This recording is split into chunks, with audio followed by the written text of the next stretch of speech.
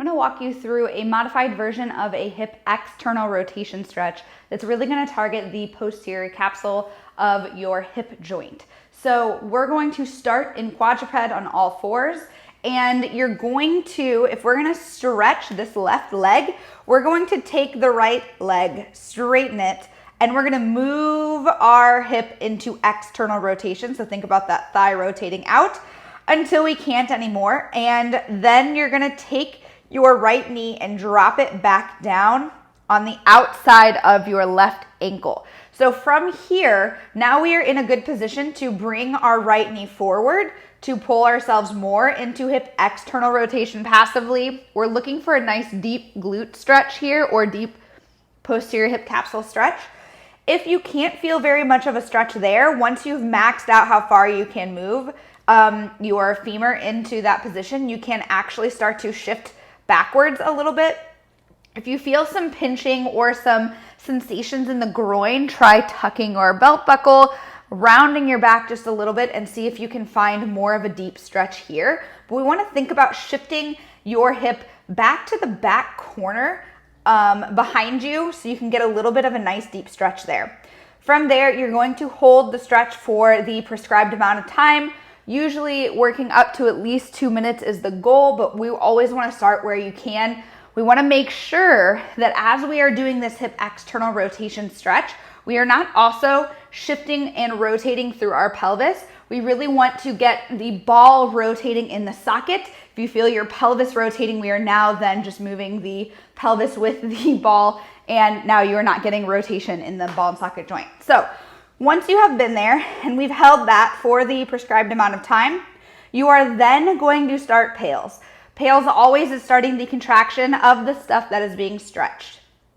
For this stretch, we are going to think about the outside ankle of that left leg, the one on stretch, pushing into that knee. So the movement we want to think about doing is this movement. We are actually going to push into hip internal rotation. So just kind of increase the pressure of your ankle into your knee. You should feel this stuff start to contract. Ramp that up. You want to start very, very minimal. Just feel the stuff. Then start to turn the contraction up like the volume on a volume dial. Slowly increase the intensity up to towards 50%. From 50, you can keep going to 60, 75. Can all go all the way up to your safest, greatest effort, or stay with what's prescribed in your program. You're gonna hold there for the prescribed amount of time, typically 20 to 30 seconds. Then we're going to slowly ramp down one little bit at a time, just like we came up, like we're turning that volume dial down on that contraction. As we were doing that, we are making sure, again, nothing changes here. There's no movement, it's just contraction. Now we're gonna start the rails contraction. So rails is going to be this movement. So instead of rotating out, we're now rotating the ankle in more. We just want to make sure we are not hiking our pelvis. So we want to think about this movement, but no movement's going to happen.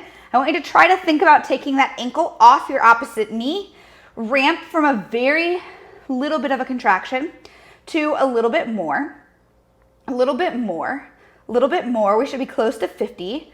Ramp up to 60, 75. Now get to your safest, greatest effort or the prescribed intensity and hold that for that 20 to 30 seconds or prescribed time if it says anything differently. From there, once your time is up, you're gonna slowly ramp down little by little, just like we're turning that volume dial back down.